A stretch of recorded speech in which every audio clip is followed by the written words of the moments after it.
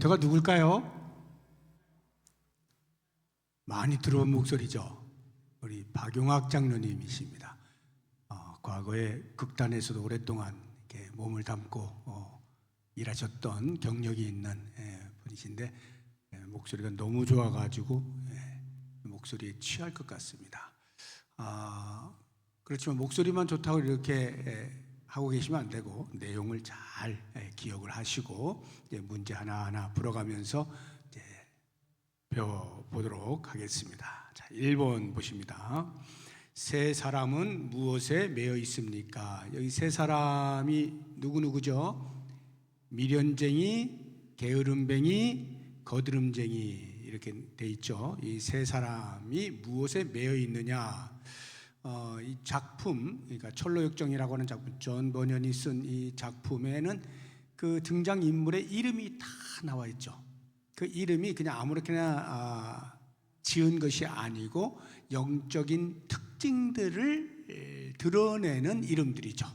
그래서 그 영적인 특징들을 설명하고 영적인 의미들을 알려주고 있습니다.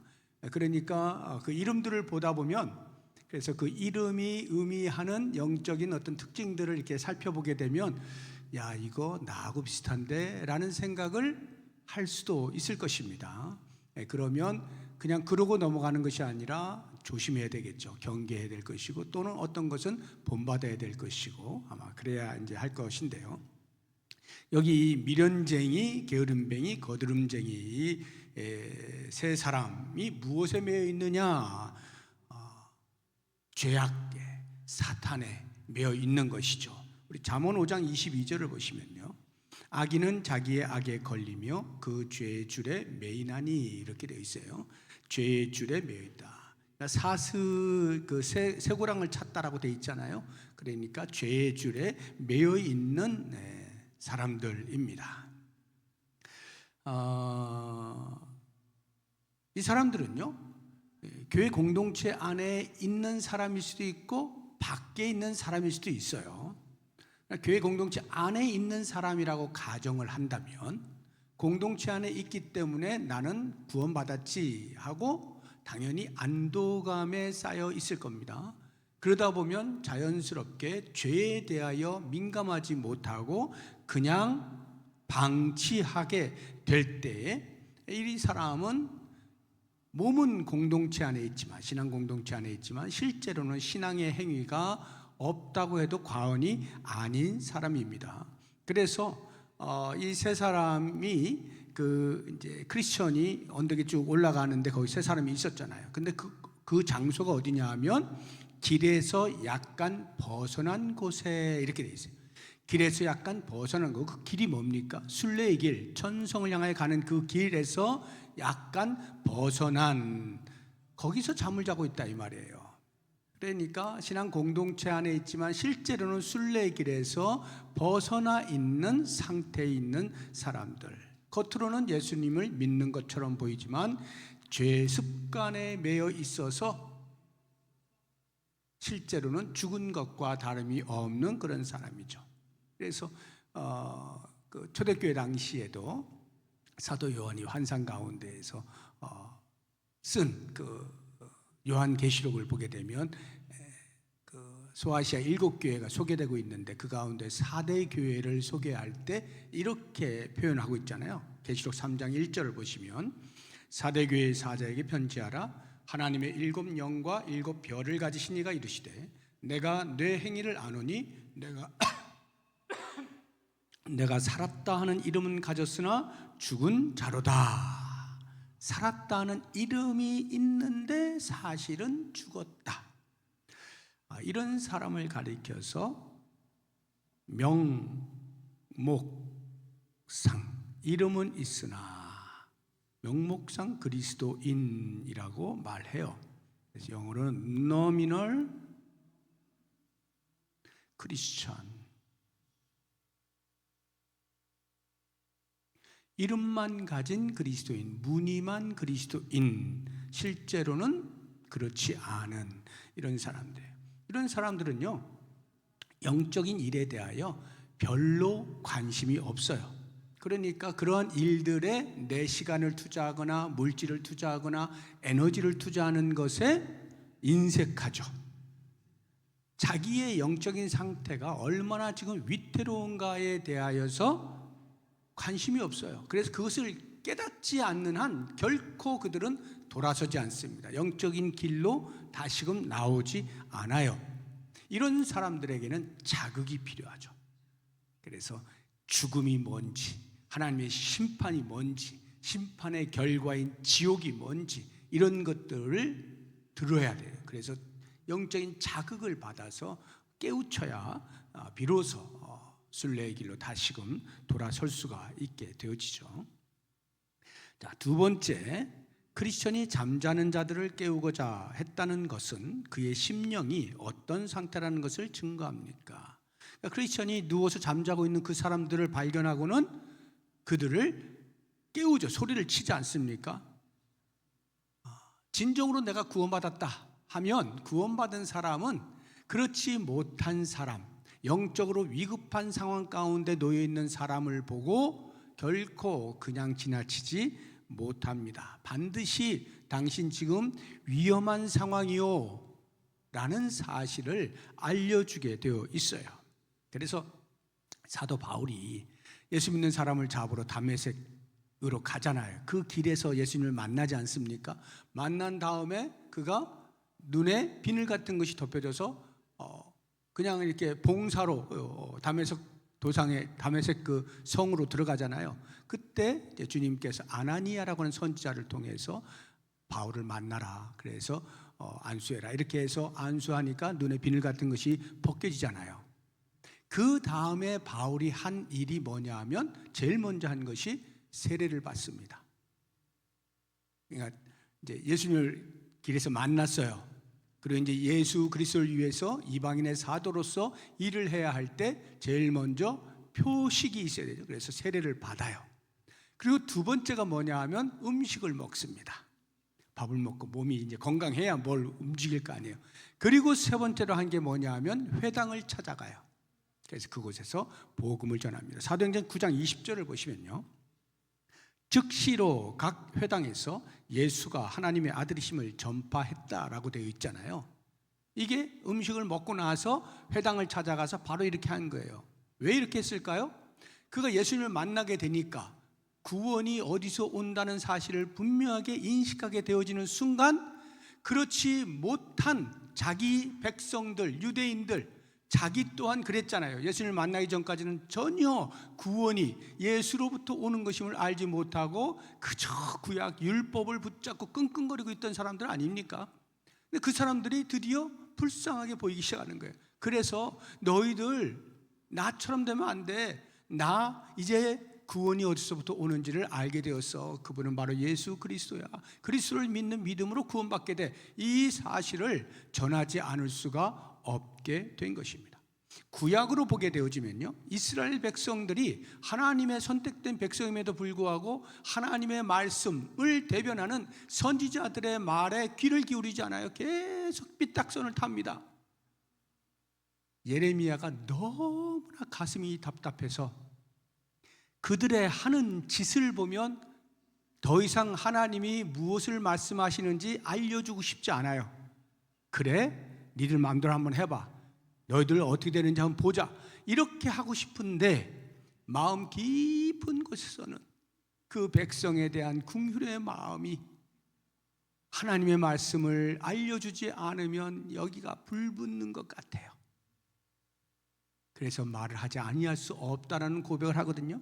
예레미야서 20장 9절을 보시면 내가 다시는 여호와를 선포하지 아니하며 그의 이름으로 말하지 아니하리라 하면 나의 마음이 불붙는 것 같아서 골수에 사무치니 답답하여 견딜 수 없나이다. 이게 무슨 말이에요? 예수를 제대로 믿게 되면 참 회개가 일어난 사람에게 있어서는 복음에 대한 열정이 있게 마련이라는 거예요. 한 영혼이 죽는 것을 그냥 두고 보지 못한다는 것입니다. 그래서 구령의 열정이 생기는 것, 이것은 그 사람이 진정으로 회심하고 예수 그리스도를 믿음으로 영접했다는 사실을 알게 해주는 것이죠. 자, 세 번째, 종교적으로 무관심한 세 종류의 사람들이 게으른 원인은 무엇입니까? 여기 세 종류의 사람이 누구누구라 그랬어요? 미련쟁이, 게으름뱅이, 거드름쟁이라고 했죠. 이 세 종류의 사람이 게으른 원인은 무엇입니까? 제가 말씀을 드렸죠. 이 세 사람을 표현할 때는 교회 공동체 안에 있는 사람일 수도 있고 교회 공동체 밖에 있는 사람일 수도 있어요. 공동체 안이란 외형적으로는 예수 믿는 사람 같이 보이는 사람들을 말하는 거고, 교회 밖이란 아예 외형적으로도 예수를 믿지 않는 사람인 것이죠. 둘 다가 다 해당이 되는데, 아무튼 그 사람들이 게으른 원인은 본성상 죄와 허물로 죽은 자들이기 때문에 그래요. 에베소서 2장 1절 2절을 보시게 되면, 그는 허물과 죄로 죽었던 너희를 살리셨도다. 그때 너희는 그 가운데서 행하여 이 세상 풍조를 따르고 공중의 권세 잡은 자를 따랐으니 곧 지금 불순종의 아들들 가운데서 역사하는 영이라 해서, 허물과 죄로 죽은 자, 영적으로 소경된 자이기 때문에 종교적으로 영적인 민감함을 가질 수가 없다는 뜻입니다. 이 미련쟁이를 한번 보시죠. 미련쟁이. 이 이름에서 우리가 상상할 수 있는 영적인 특징들, 이게 영어로는요, 그 원어를 보시게 되면 심플로 나와 있어요. 좀 많이 다르죠? 심플은 단순하다는, 단순이라는 의미거든요. 이게 무슨 말이냐면, 예수를 믿고는 있는데 하나님의 말씀을 통하여 들려오는 경고에 대하여 조금도 위기감을 느끼지 않는 거예요. 그러니까 자기가 영적으로 미련하고 아둔하여서 내가 순례의 길을 갈 때 어떠한 위험에 처하게 될지, 그리고 그 끝에 결과가 어떻게 되어질지에 대하여서 인지하지 못하는 거예요. 한마디로 구원에 대하여 아무런 관심이 없어요. 신앙 공동체 안에 있다 하더라도 그저 이 세상에서 편안한 삶을 추구하는 것으로 만족하며 사는 것, 이런 사람이 미련쟁이, 그러니까 심플, 아주 단순해요. 어떤 영적인 깊은 그런 것에 대한 관심이 없다 이 말이에요. 두 번째, 게으름뱅이. 이거는 그 원어도 보면 똑같아요. 슬로스라고 해서 게으름, 나태 이런 뜻인데요. 이 게으름뱅이는 뭐냐 하면, 예수를 믿어요. 이제 믿는 것처럼 보여요. 그래서 성경이 말하는 어떤 교훈들, 경고들에 대하여서 고개를 끄덕거립니다. 그런데 정작 자기 자신의 삶에서의 변화를 시도하는 일에 있어서는 주저하는 거예요. 나중에 이런 식으로. 사도 바울이 이제 3차 전도 여행을 마치고 예루살렘에 들어오잖아요. 그리고는 이제 여러 가지 우여곡절 끝에 이제 그 가이사랴에 있는 로마 총독에게로 이제 보내지지 않습니까? 거기에서 벨릭스 총독을 만나게 됩니다. 그 벨릭스 총독이 이제 가이사랴에 있는 헤롯 궁에 이제 바울을 감금해 놓고 자주 만나요. 자주 만나서 이야기를 하는데, 이제 사도 바울이 하나님 나라에 대하여서 벨릭스 총독에게 또 간증을 하는 것입니다. 그런데 그 말을 듣고 벨릭스 총독이 어떻게 반응하는지 사도행전 24장 25절을 보시게 되면요, 바울이 의와 절제와 장차 오는 심판을 강론하니 벨릭스가 두려워하여 대답하되, 두려워하는 거예요. 야, 이거 가만히 있으면 안 되겠는데, 뭔가 큰일 나겠는데, 이렇게 감정적으로 다가왔어요. 그런데 그 다음 말을 보면, 지금은 가라. 지금은 야, 이제 그만 얘기하자 이 말이에요. 지금은 가라. 내가 틈이 있으면 너를 부를 거야. 다음에 또 얘기하자. 이렇게 하는 겁니다. 이건 미루는 거예요. 왠지 들어서 불안하긴 한데 그것이 인정이 되어지고 그래서 어떻게 하지? 라고는 하는데 자기 자신에게 적용하는 일에 있어서는 늦춘단 말이죠. 주저한단 말이죠. 실제로 벨릭스 총독이 사도 바울과 대화를 약 2년 동안 감금시켜 놓고 계속 수시로 이야기를 나누거든요.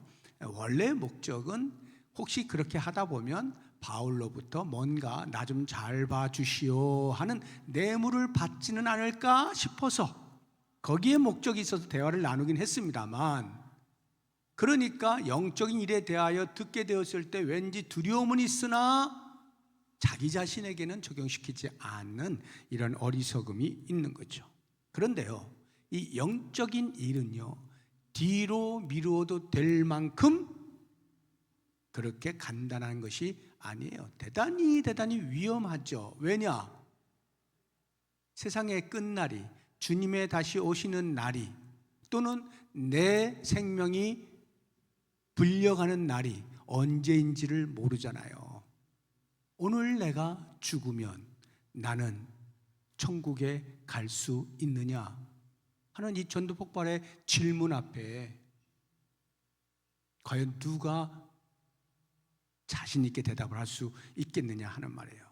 우리의 생명은요, 내일을 보장하고 있지 않아요. 그러니까 지금이 만약 끝이라고 하면 내가 영적인 일에 소홀히 여기다가 멸망의 결과를 받아들일 수가 있기 때문에 우리가 이런 영적인 일에 대해서는 늦추는 것, 주저하는 것, 망설이는 것 대단히 위험한 것이다. 세 번째, 거드름쟁이인가요? 거드름쟁이. 이 거드름쟁이는요, 뭘 거드름을 피우나, 거드름 피운다 이런 말을 하는 것인데, 영어로는 좀 독특해요. 프리점션이라고 하는 건데요.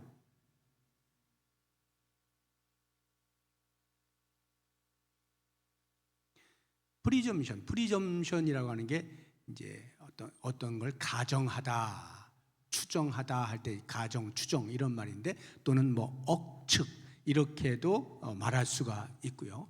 또는 철면피 이런 뜻도 있어요. 철면피.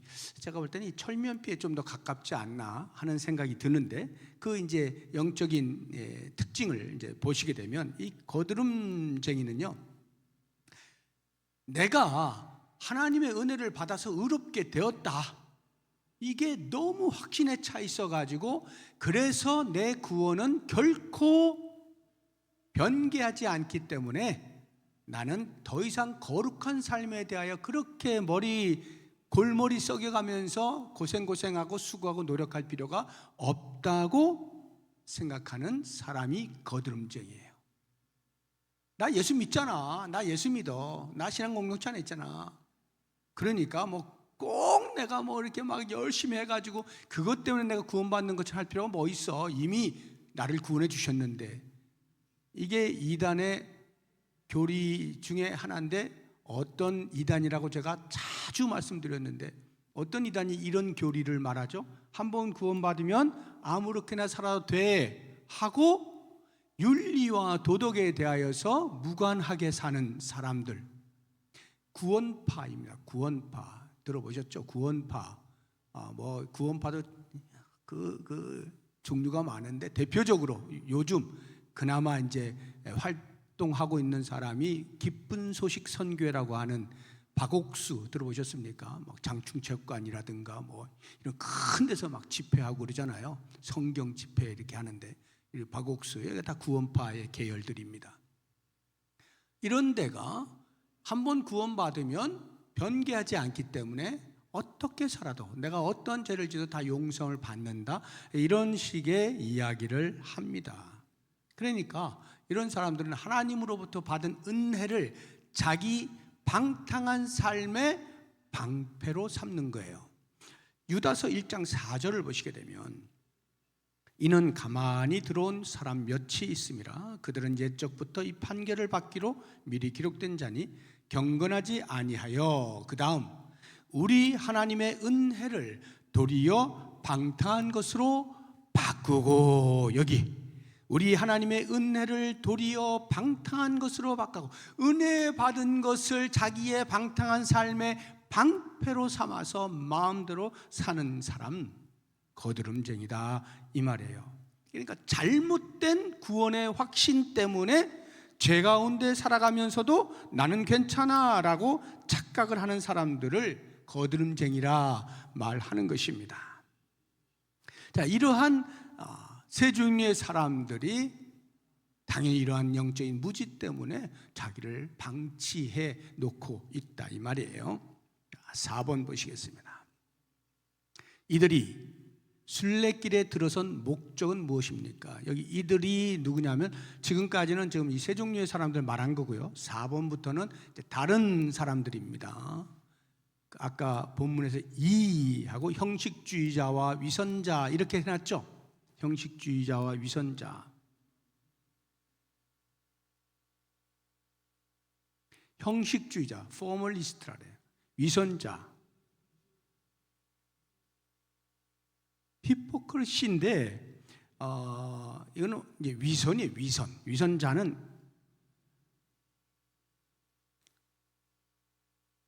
히포크리트예요. 위선자는 정확히 이제 번역을 하면, 그러니까 형식주의자와 위선 이렇게 이제 번역을 한 게 더 맞는데, 아무튼 이 형식주의자와 위선, 이들은 위선을 하는 사람들이 이제 위선자니까 이들은 순례길에 들어선 목적이 뭐냐라고 하는 것입니다.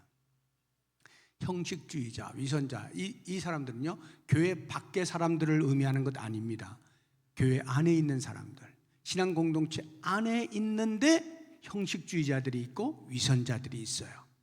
이들은요 특징이 종교의 외적인 형식은 그대로 갖추고 있는 사람들이에요. 즉 경건의 모양은 있는데 경건의 능력이 없는, 참 신자라고 볼 수 없는 사람들을 가리키는 것입니다. 이런 사람들이 그러면 왜 순례길, 천성을 향하여 가는 길에 들어섰느냐? 헛된 영광을 위해서 들어섰다는 거예요. 그 본문을 보면 우리는 헛된 영광의 땅에서 태어났소. 그리고 영광을 얻기 위해 시온산으로 가는 길이요. 이렇게 말했잖아요. 헛된 영광을 획득하기 위하여, 누리기 위하여 순례길을 떠난 사람들입니다. 갈라디아서 5장 26절을 보시면 헛된 영광을 구하여 서로 노엽게 하거나 서로 투기하지 말지니라. 신앙 공동체 안에 있는 사람들에게 사도 바울이 권면하고 있는 내용입니다. 그러면 여기 헛된 영광이라는 게 도대체 뭘까요? 헛된 영광. 신앙 공동체 안에서 우리가 하는 일은 영적인 유익을 나누는 거죠. 성도와 성도가 서로 교제하고 하는 것들은요 영적인 유익을 나누는 것입니다. 그런데 헛된 영광이라고 하는 것은 영적인 유익에 관심이 있지 아니하고 세상적으로 내가 이득을 취할 것이 없나, 그것을 바라보는 것을 헛된 영광이라 그래요. 이런 사람들은요 그 공동체 안에서 자기를 자랑하기를 좋아하죠. 허영심에 가득해요. 왜냐하면 그것이 자기에게 영광이라고 생각하는 거예요. 그러나 성경은 그런 영광을 헛된 영광이라고 말하죠. 순례길을 가는 사람은 헛된 영광을 얻기 위하여 가지 않습니다. 세상의 유익을 얻으려고 순례길을 가는 사람들이 아니에요. 우리가 내세를 바라보고 신앙의 행위를 하는 것은요 내세에서 주님과 만나 영원한 영생으로 영광스러운 왕노릇하는 삶을 위해서 가는 거지, 이 땅에서 남들에게 인정받고 남들이 부러워할 만한 삶을 살고 이 땅에서 세상의 어떤 편안함과 즐거움을 누리기 위한 목적으로 순례길을 가는 것이 아니란 말입니다. 그래서 이들은, 형식주의자 위선자들은 이렇게 헛된 영광을 위해서 마치 우리가 가는 그 길에 같이 들어서서 가는 사람처럼 보이지만 사실은 아니다 하는 거예요. 5번. 그러면은 이제 혹시라도 우리 신앙 공동체 안에서 이런 헛된 영광을 구하는 사람이 있나? 실제로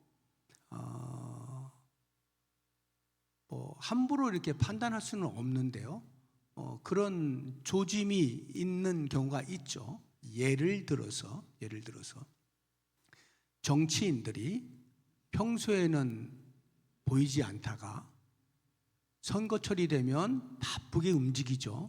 그 교회를 드나들면서 이렇게 인사하고 이럽니다. 저 집사입니다. 저 장로입니다. 이러면서 인사하고 그래요. 평소에는 안 보이는데 말이죠. 이런 사람들은 왜 올까요? 신앙의 행위를 위해서라고 하면 늘 해야죠. 늘. 그런데 선거철에만 이렇게 메뚜기처럼 이렇게 여기저기 교회를 돌아다니면서 나 집사인데 하면서 하는 것은 표를 얻기 위한 건 아니겠어요? 이런 경우들이 헛된 영광에 해당이 될 것입니다. 또는 사업을 하는 사람이 교회라고 하는 큰 공동체에 들어가서 내 사업의 고정 단골 손님을 확보하기 위한 목적을 가지고, 실제로 그렇게는 안 하지만 자기도 모르는 새에 그럴 수가 있겠죠. 그렇게 해서 공동체 안에 발을 디디고 있는 사람이 있다면 그런 사람은 헛된 영광을 추구하는 거죠. 이런 경우들이에요. 제가 지금 말씀드린 건 모든 정치인을 싸잡아서 그렇다는 말이 아니고 사업하는 사람은 다 그렇다는 말을 하는 게 아니에요. 오해하지 마시고 잘 들으셔야 돼요. 이렇게 헛된 영광을 추구하여 공동체 안에 머물러 순례길을 같이 걷는 것처럼 보이는 사람이 있을 수 있다는 말입니다. 5번, 좁은 문을 통과하지 않고 이곳에 들어왔다는 것은 무엇을 의미합니까? 그들은 좁은 문으로 들어오지 않고요, 이렇게 담을 넘어 순례길로 들어온 거예요. 원래 순례길은 좁은 문을 통과해서 가게 돼 있는데 담벼락을 넘어가지고 순례길에 동참을 한 것입니다. 근데 좁은 문을 통과한다는 게 무슨 말이냐면 참 회개가 일어났다는 말이에요. 참 회개. 죄에 대한 자각이 있고 그 죄를 회개하지 아니하면 안 된다고 하는 것을 깨닫고 참 회개가 일어난 사람을 가리켜서 좁은 문을 통과했다, 이런 말. 그럼 반대로 좁은 문을 통과하지 않았다는 말은 참 회개가 일어나지 않은 채 신앙의 행위를 하고 있다는 말이겠죠. 이런 사람은, 참 회개가 일어나지 않은 사람은 아무리 외형적으로 신앙의 행위들을 하고 있다 하더라도 진정한 순례자라고 보기에는 어렵습니다. 누가복음 13장 3절을 보시게 되면요, 너희에게 이르노니 아니라 너희도 만일 회개하지 아니하면 다 이와 같이 망하리라. 갈릴리의 어떤 사람들이 이제 제대로 하지 않아서 망한 그 사례를 들면서 예수님께서 하시는 말씀이 너희도 회개하지 않으면 이런 망한 사람과 다를 바가 전혀 없어. 참 회개가 일어나야 돼. 이렇게 말씀을 하고 있는 것입니다. 여러분 생각해 보세요. 죄에 대한 자각이 없어요. 그러면 죄사함의 은혜에 대한 필요성을 느낄까요? 내가 죄에 대한 자각이 없는데 죄가 얼마나 무서운 것인지, 죄가 나에게 어떤 영향을 미치는지 이런 것에 대한 이해가 없어요. 자각이 없어요. 그런데 죄사함의 은혜에 대해서 감사하고 눈물을 흘리고 주님 고맙습니다 이렇게 하는 사람이 있나요? 필요가 없는데요. 예수를 믿어서 구원받는다라고 하는 그 믿음에 대한 필요성을 느낄까요? 못 느끼죠. 그래서 이런 사람들은 신앙생활을 하는 것 같지만 앞서 우리가 본 것처럼 그저 헛된 영광을 위해서 그 길을 걷고 있는 것에 불과하다 하는 것입니다. 6번을 보시면 지름길로 들어왔다는 것은 편법 또는 위법을 의미합니다. 이것의 위험성은 무엇입니까? 지름길로 들어왔다. 이 본문이 뭐냐면 우리 고장 사람들은 이 길로 들어오려고 좁은 문으로 가는 것은 너무 멀다고 여긴다오. 그래서 그들은 지름길을 만들었고 담을 넘어 들어오고 있어. 우리도 그들처럼 담을 넘어 들어온 것이요. 이렇게 이야기를 한단 말이죠. 이 지름길로 들어왔다는 것은 편법이다. 이 편법의 위험성이 뭐냐 하는 것입니다. 성경이 말하고 있는 구원의 길, 참 회개가 있고 예수 그리스도를 믿는 신앙이 있을 때 구원이 일어난다고 하는 그 길을 택하지 않고 지름길을 택한 것은 꼭 구원이 성경이 말한 대로가 아니더라도 내 나름대로의 어떤 인위적으로 얻을 수 있는 길이 있지 않을까 생각하는 것, 이것이 편법이라 하는 겁니다. 그래서 이사야서 30장 21절을 보시면요, 너희가 오른쪽으로 치우치든지 왼쪽으로 치우치든지 내 뒤에서 말소리가 내 귀에 들려 이르기를 이것이 바른 길이니 너희는 이리로 가라 할 것이며, 이제 바벨론의 포로의 모든 생활을 마치고 돌아오게 되어지면 회복하게 해주시는데, 회복의 은혜가 바로 여기에 있어요. 너희가 왼쪽으로 가든지 오른쪽으로 가든지, 아니야 얘들아 여기가 바른 길이야, 뒤에서 이야기해 주는 소리가 들릴 거다. 너희들은 그 소리에 따라서 움직이게 된다, 이 말이에요. 그런데 그 바른 길, 성경이 말하고 있는 바른 길을 놔두고 내가 생각해서 이렇게도 되는 거 아니야? 이것도 가능하지 않겠나? 싶은 방향으로 자기가 인위적으로 임의로 선택을 한다면 그것은 진정한 구원의 길이 될 수 없다는 말입니다. 이 세상에 사는 동안에는요, 차이를 잘 못 느낄 수 있어요. 왜요? 신앙 공동체에 다 같이 들어와 있으니까. 다 같이 들어와 있으니까 누가 참 회개를 한 사람인지, 아니면 이렇게 편법으로 참 회개 없이 무늬만 그리스도인처럼 이렇게 하고 있는지 잘 모를 수가 있어요. 우리는 잘 모를 수가 있어요. 그러나 마지막 날이 되면 어떨까요? 너무나 확연하게 양과 염소로 나뉘어지겠죠. 그러면 염소의 자리로 가는 사람은 주님에 의해서 쫓겨나는 것이죠. 그러니까 지름길로 들어왔을 때 그 편법이나 위법을 통해서 구원을 얻었다라고 착각하는 사람의 마지막, 대단히 위험하죠. 위험한 게 아니라 멸망의 길을 선택한 것이 되겠죠. 7번, 지름길을 택한 그들의 죄는 무엇입니까? 그들의 죄, 지름길을 택한 그들의 죄. 그들의 죄가 뭐예요? 성경이 말한 대로 받아들이지 않고 성경이 말한 대로 순종하지 않는 거죠. 예수님께서 말씀하시잖아요. 마태복음 10장 38절에 보면, 또 자기 십자가를 지고 나를 따르지 않는 자도 내게 합당하지 아니하니라, 이렇게 말씀하잖아요. 그러니까 예수를 따르겠다, 예수님을 나의 구세주로 영접한다 라고 하면 주님께서 말씀하신 자기 십자가를 지고 자기를 부인하고 예수님이 걸으신 길을 따라가야 되는 거죠. 근데 그렇게 하지 않고 예수님이 제시하는 방식이 아닌 내 나름대로의 방식, 이것도 괜찮은 거 아닙니까? 하면서 예수님을 아무리 따르는 척 해봐야 그 사람은 예수님에 의하여서 합당한 자로 여김받지 못하는 거예요. 이런 사람을 성경에서는 무리라고 표현하고 있는 거예요. 무리 또는 군중.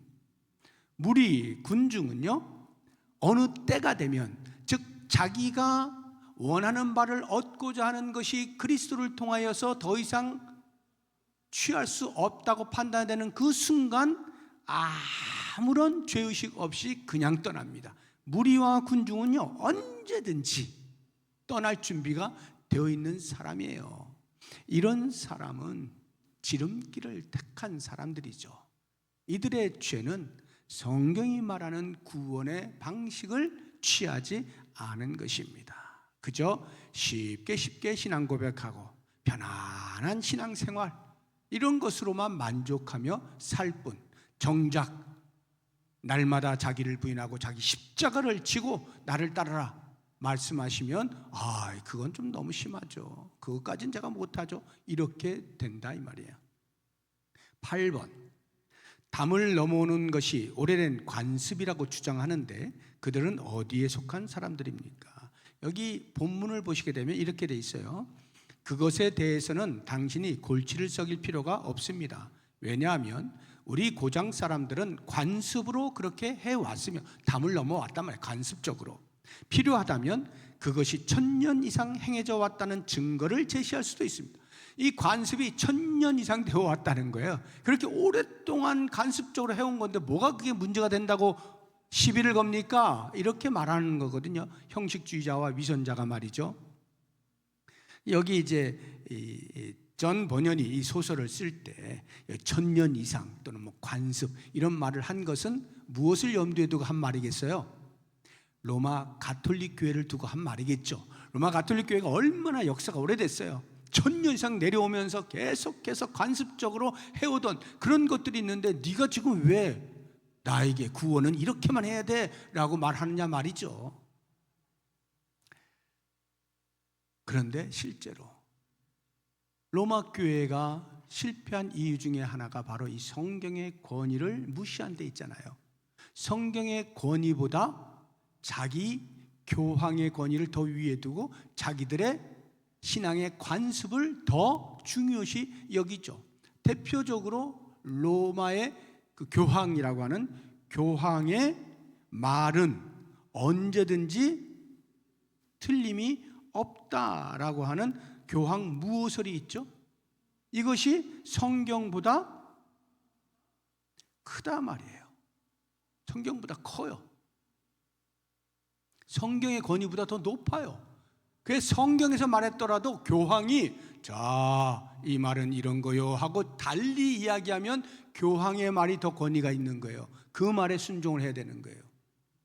이러한 패단이 오랫동안 단순히 교황의 말뿐만이 아니라 그들이 만들어낸 여러 가지 전통들, 관습들,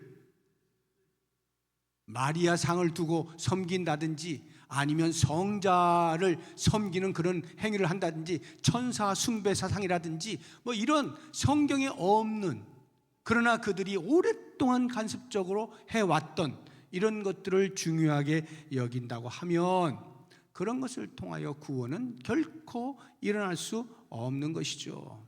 그러니까 성경에서 말하지 않는 어떤 다른 경로의 구원과는 있을 수가 없어요. 헛된 거예요. 마태복음 15장 9절에 보게 되면 사람의 계명으로 교훈을 삼아 가르치니 나를 헛되이 경배하는도다 하였느니라 하시고, 사람의 계명으로 교훈을 삼아, 그렇다고 하면 그것은 주님을 제대로 섬기는 것이 아니다. 주님이 말씀하신 구원과는 거리가 먼 것이다, 이런 거예요. 그래서 이런 형식주의자, 위선자는요, 그리스도와 함께 죽고 그리스도와 함께 사는 십자가의 체험이 없어요. 이런 사람들은 마음 깊은 곳에서부터 하나님의 말씀에 대한 굴복이 없습니다. 말씀에 순종하고자 하는 겸손함도 없어요. 그래서 이런 사람들은 이렇게 표현합니다.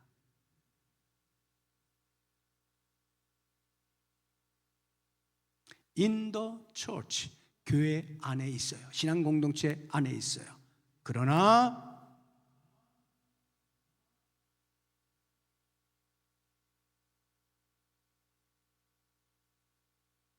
세상에 속한, of the world, 세상에 속한 사람이에요.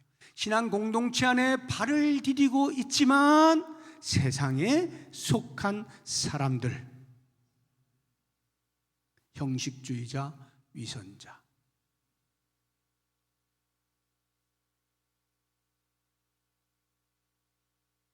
나의 상태는 어떤지 생각을 해보아야 하는 거죠. 9번을 보겠습니다. 이것은 오늘날 교회에서 유행하는 실용주의 사상입니다. 실용주의. 하나님의 말씀과 계명에 대해서 주의하지 않으며 실용적 효과만 있다면 그것을 합법화시키고 있습니다. 더욱이 목적을 위해서는 어떤 방법, 불법을 포함해서 어떤 방법도 정당하다는 주장입니다. 그러나 교회의 목회와 신앙의 길에서 목적을 이루기 위해 불법을 저지르는 것은 어떤 일에 해당됩니까? 그러니까 1000년 이상 반복해온 관습을 통해서 담 넘어서 순례길 있다고 하는 것이 당신이 좁은 길을 통하여 순례길에 있는 것과 뭔 차이가 있습니까? 당신이나 나나 똑같이 지금 순례길에 있는데 그게 뭔 차이가 있어요? 이렇게 따지고 있다 이 말이죠. 이 형식주의자들과 위선자들이요. 오늘날의 교회에서 아주 위급하게 경계해야 되는 것 중에 하나가 이 실용주의입니다. 실용주의. 실용주의의 슬로건, 대표적인 슬로건이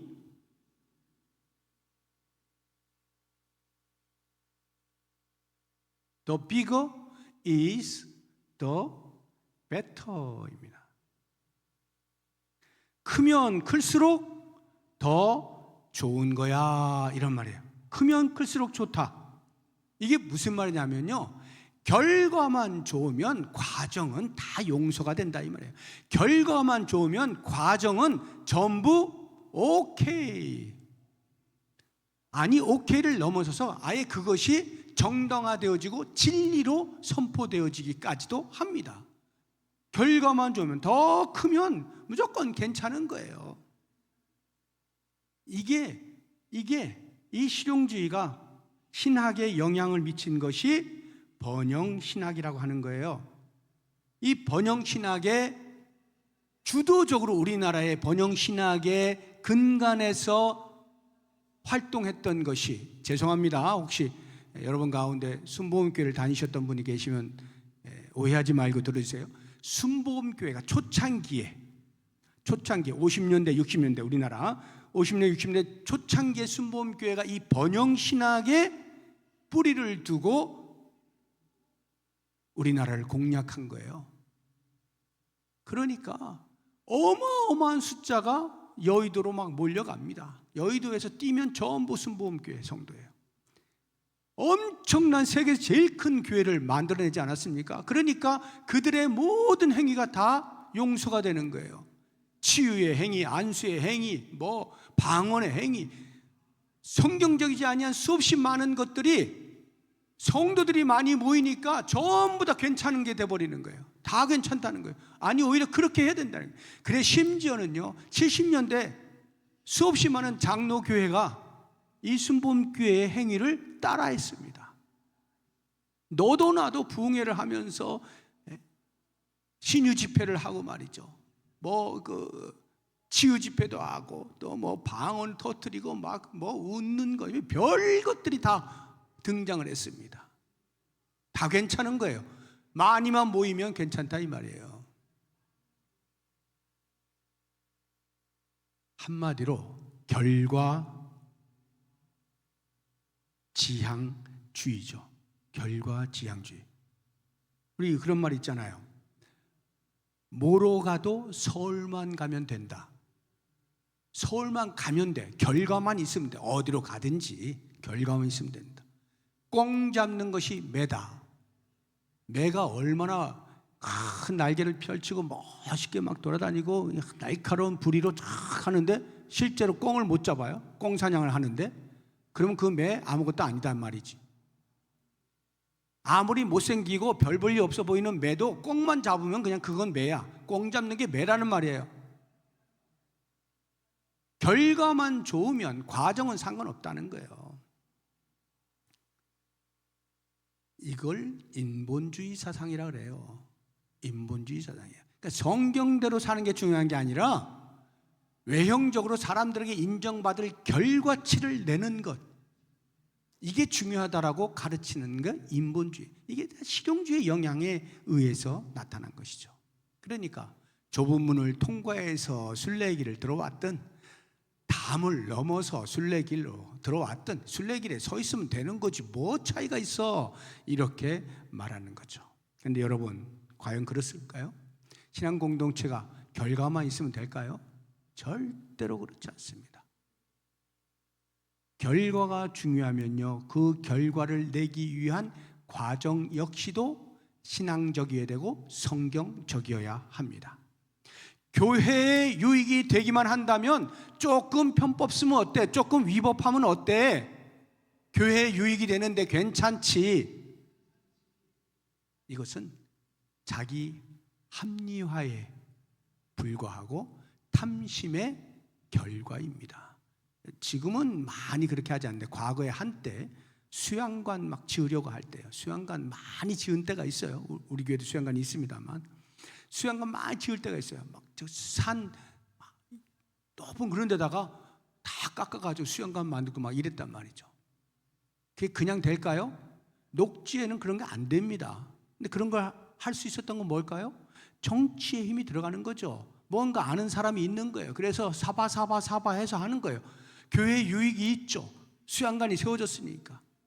과정이야 좀 세속적인 방법을 썼다 하더라도 그렇게 멀쩡히 세워져가지고 성도들이 많이 사용하니까 얼마나 좋아 하고 과정을 우습게 여기면 그 교회의 도덕성은 이미 타락한 거예요.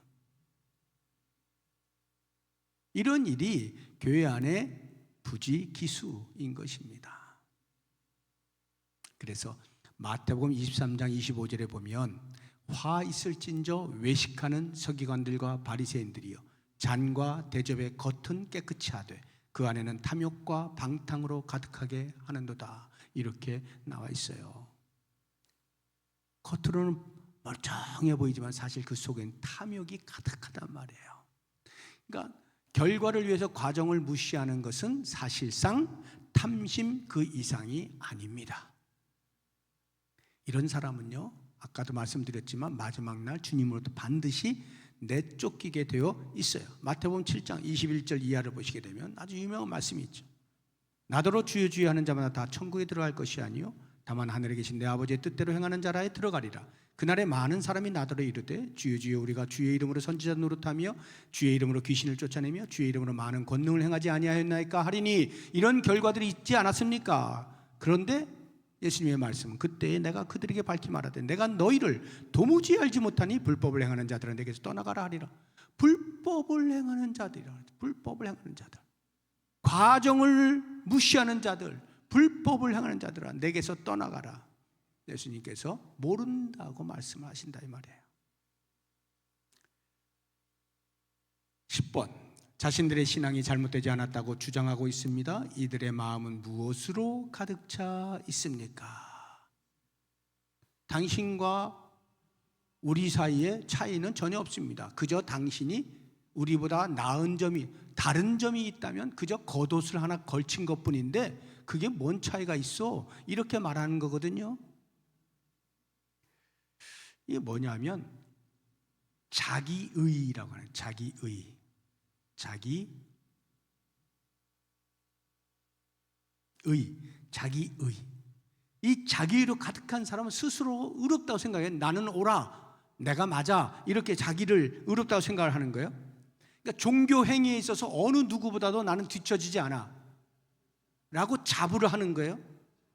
이런 사람들, 자기 행위에 대하여 자부심이 크면 클수록 반대 극부적으로 예수 그리스도의 구원의 은혜에 대해서는 무관심해집니다.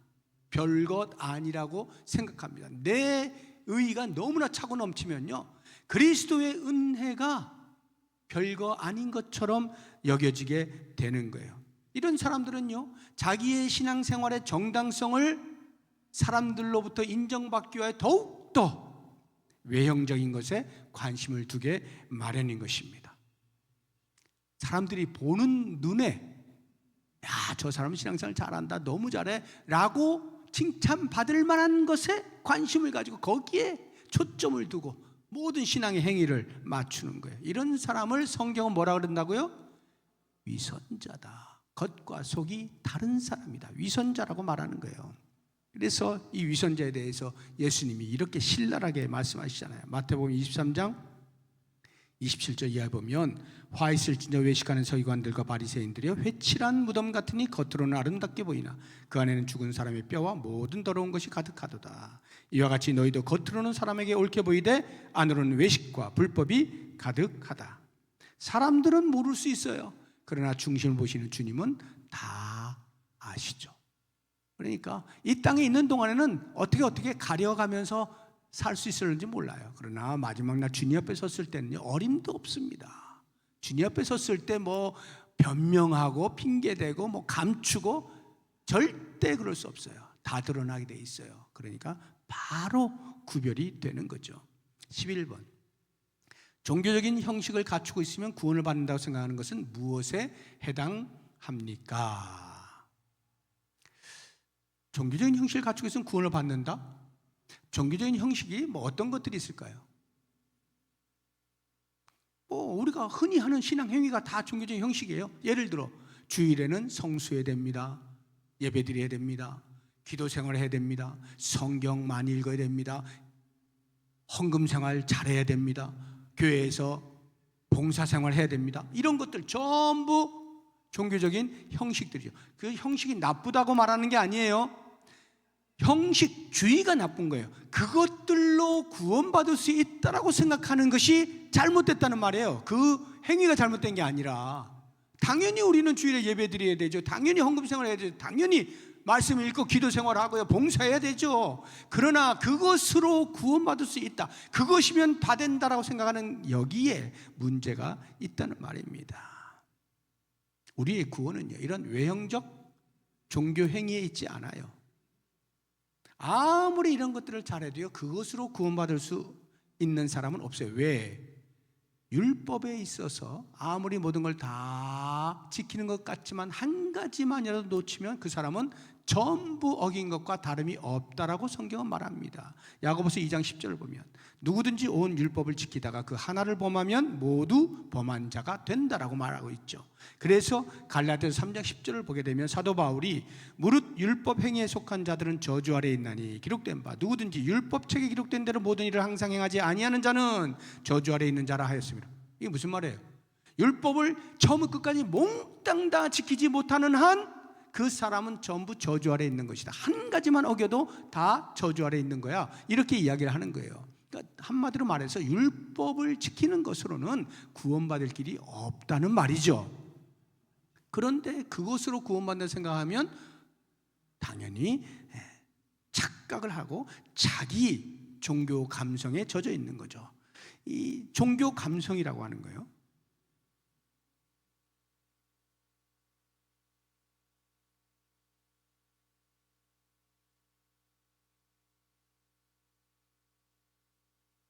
지우는 거를 내가 못 찾겠네. 다시 쓰겠습니다.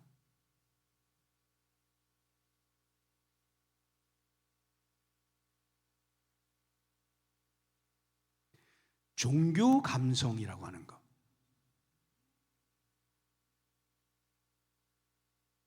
또 다른 말은 종교성이라고도 말합니다. 종교성. 우리나라 사람들이요, 전 세계에 비교해 볼 때 종교성이 아주 뛰어납니다. 종교 감성이 풍부한 민족이에요, 우리 민족이. 그래서 별걸 다 믿어요. 미신 같은 것들도 다 믿어요. 왜? 종교 감성이 풍부하다 보니까 그래, 그런 거 괜히 해가지고 뭐 나한테 손해볼 일 뭐 있어, 지켜주는 게 좋지, 이런 식으로. 종교 감성의 대표적인 게 뭔지 아십니까? 종교의 대표적인 것이 뭐냐면 내가 열심을 내는 거예요. 그래서 지성이면 뭐라 그래요? 하늘이 감동한다. 지성이면 감천. 이게 종교 감성이에요.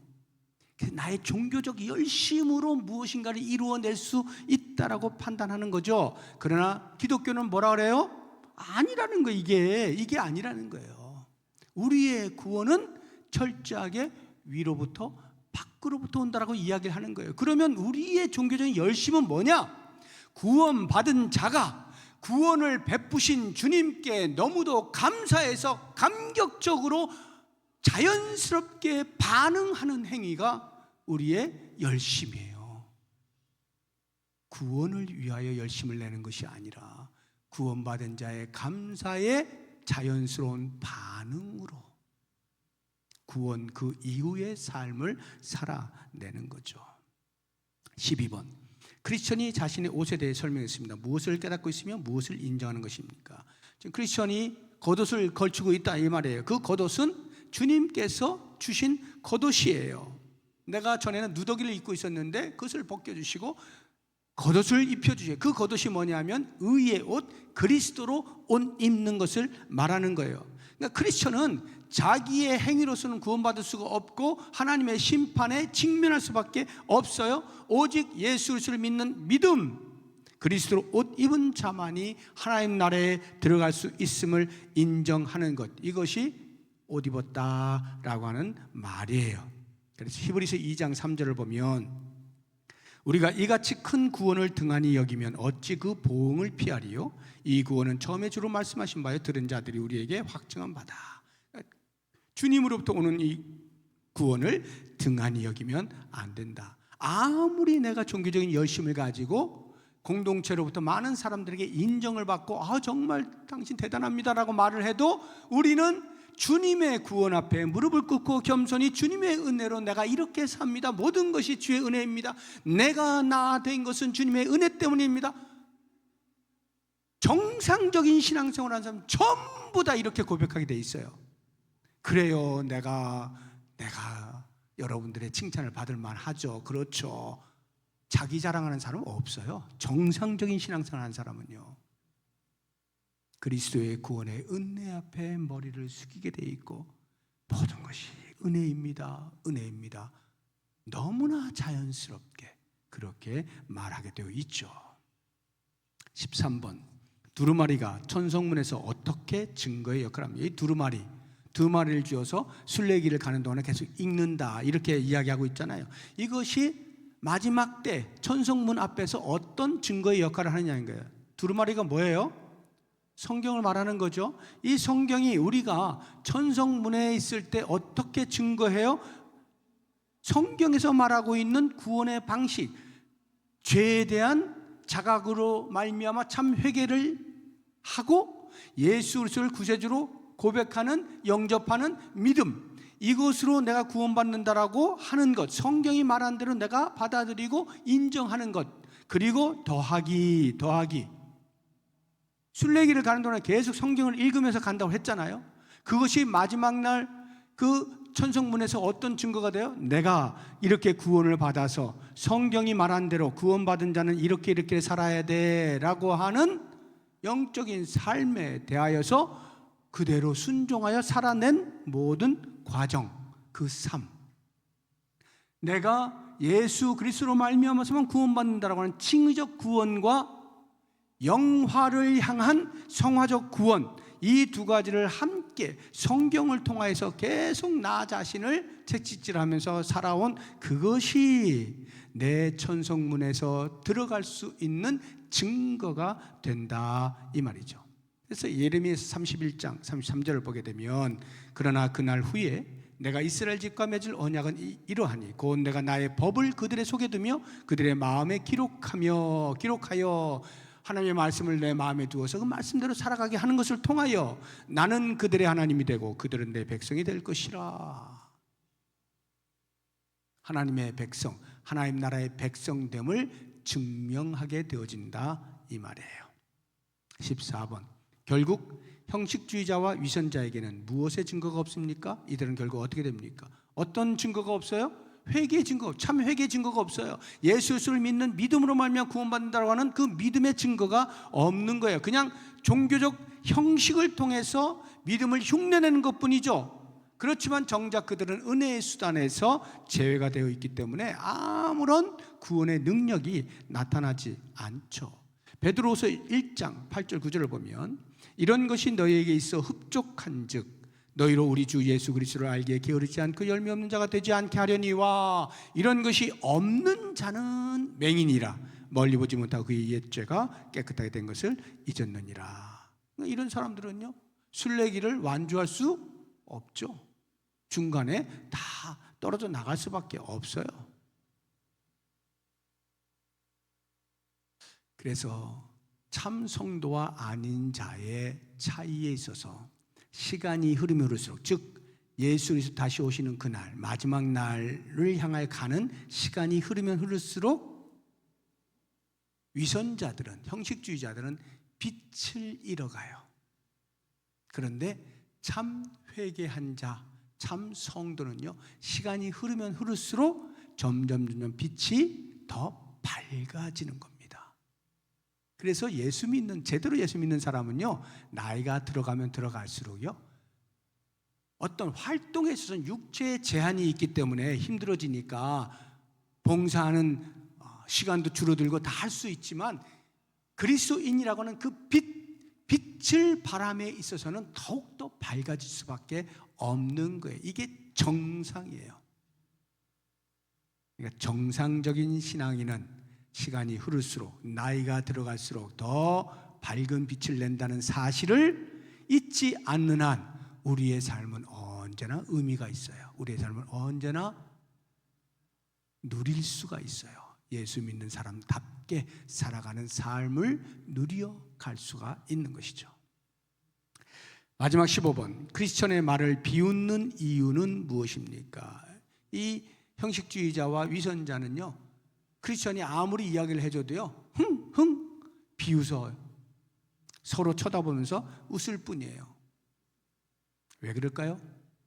하나님의 말씀을 무시하기 때문이죠. 이사야서 5장 24절을 보면 이로 말미암아 불꽃이 그루터기를 삼킴같이 마른 풀이 불 속에 떨어짐같이 그들의 뿌리가 썩겠고 꽃이 티끌처럼 날리리니 그들이 만군의 여호와의 율법을 버리며 이스라엘의 거룩하신 이의 말씀을 멸시하였습니다. 하나님의 말씀을 우습게 여기는 거예요. 하나님의 말씀보다 자기들의 거짓된 확신, 자기 의에 더 심취하여 있는 거예요. 그것을 더 신뢰하는 거예요. 여러분, 오늘날의 교회, 이 신앙 공동체가요, 영적으로 강력하잖아요. 그러면 형식주의자나 위선자가 발붙일 곳이 많지 않게 되어 있습니다. 만약에 신앙 공동체가 영적으로 느슨하잖아요. 그럼 이런 사람들이 창궐하게 되어 있어요. 왜냐하면 놔둬버리니까요. 그런 사람에서 제재를 가할 수가 없어요. 영적으로 무력하기 때문에 그런 사람들이 여기저기에 막 창궐하고 있는데도 어찌 해보질 못해요. 영적인 질서가 무너집니다. 이런 사람들이 많이 있으면 그 신앙 공동체가 어떻게 지역사회에 대하여 소금과 빛의 역할을 할 수가 있게 되겠습니까? 그래서 그런 빛을 잃고 소금의 맛을 잃어버리면 당연히 이 사회는 더욱더 악을 향하여 치닫게 되어질 것이고 교회는 아무런 역할을 하지 못하게 되겠죠. 그러니까 교회는 그 어떤 것보다 하나님의 말씀을 귀하게 여겨야 돼요. 자기의 목숨보다 귀하게 여겨야 돼요. 하나님의 말씀이라고 하면 내가 지금까지 경험해왔던 상식적인 것들, 신앙의 행위들, 지식과 다르고 내 생각과 다르고 경험과 다르더라도 나를 꺾어야지 하나님의 말씀을 의심하거나 그거 아닌 거 아니야? 이렇게 하면 안 되는 겁니다. 하나님의 말씀 앞에서는 나를 꺾어내야 돼요. 그래서 신앙 공동체 안에 하나님의 말씀이 흥왕한다 하는 말은 사람들이 많이 모인다 그 말이 아니에요. 모여있는 사람들, 몇 사람이 되었든 모여있는 사람들이 하나님의 말씀에 전적으로 순종하는 사람들로 가득 차 있는 것, 이것을 가리켜 말씀이 흥왕하다라고 말하는 거예요. 하나님의 말씀에 목숨을 거는 사람들로 가득한 교회가 건강한 교회예요. 몇 명이 모여있느냐가 건강한 게 아니고요. 그래서 우리 교회가 몇 명이 모이느냐는 정말로 부수적인 이야기예요. 그것에 에너지를 낭비해서는 안 됩니다. 우리가 정말 주의 말씀을 사랑하고 주의 말씀의 권위 앞에 무릎을 꿇고 순종하여 엎드리는 여기에 목숨을 걸어보십시오. 하나님은요, 몇 사람이 모였어? 여기에 관심을 두지 않습니다. 어떻게 살고 있어? 이것에 관심을 두시는 거예요. 그렇게 살아가게 될 때에 그 신앙 공동체가 건강할 수밖에 없죠. 물론요, 이렇게 하나님의 말씀에 전심으로 자기의 의지를 꺾고 순종하는 것이 처음부터, 그러니까 믿음의 초보에 있는 사람에게 처음부터 강요할 수는 없어요. 처음부터 그런 믿음의 수준에 이를 수는 없죠. 그러나 점차적으로 시간이 흐르면 흐를수록 그러한 순종의 기미가 더욱더 많아지는 것이 정상이란 말입니다. 만약에 반대로 신앙생활을 오래 하면 오래 할수록 하나님의 말씀 앞에 건방을 떨면요, 그 교회는 망하는 겁니다. 내가 많이 하니까 내가 다 들은 거야, 나 다 아는 거야 해서 건방을 떨기 시작하면요, 그 교회는 망합니다. 더 이상 교회라고 할 수가 없어요. 형태는 교회의 형태를 갖추고 있을는지 몰라도 주님과는 무관한 그러한 교회로 전락하게 되죠. 과연 우리 교회는 어떠한 교회인지, 과연 나는 어떠한 삶을 살고 있는지 오늘 말씀을 통해서 돌아볼 수 있으면 좋겠습니다. 조금 시간이 갔지만 우리 찬송은 부르고 기도하는 시간을 갖도록 하겠습니다. 주님 말씀하시면 이라고 하는 찬송인데요, 같이 한번 불러보도록 하겠습니다.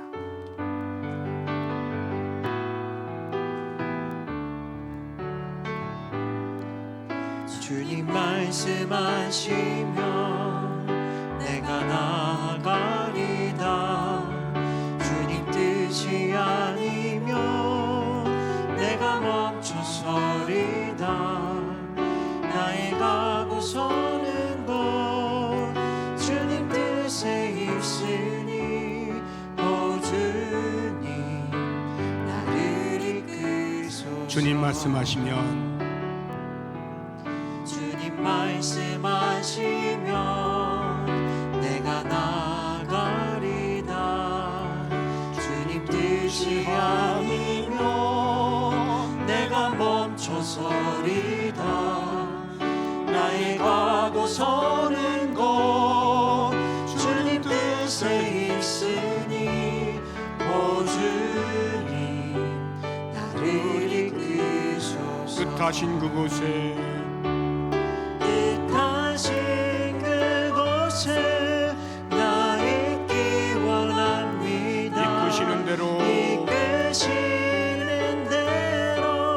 순종하며 살리니 연약한 내 영혼 통하여 이하소서. 주님 나라와 그 뜻을 위하여 오 주님 나를 이끄소서. 오 주님 나를 이끄소서. 우리 한 번 더 합니다. 오 주님 나를 이끄소서. 오 주님 나를 이끄소서. 아멘. 자, 기도 제목을 드리겠습니다. 영적인 일에 민감하고 부지런하되 절대로 자만하지 않게 해주십시오. 기도하시고요.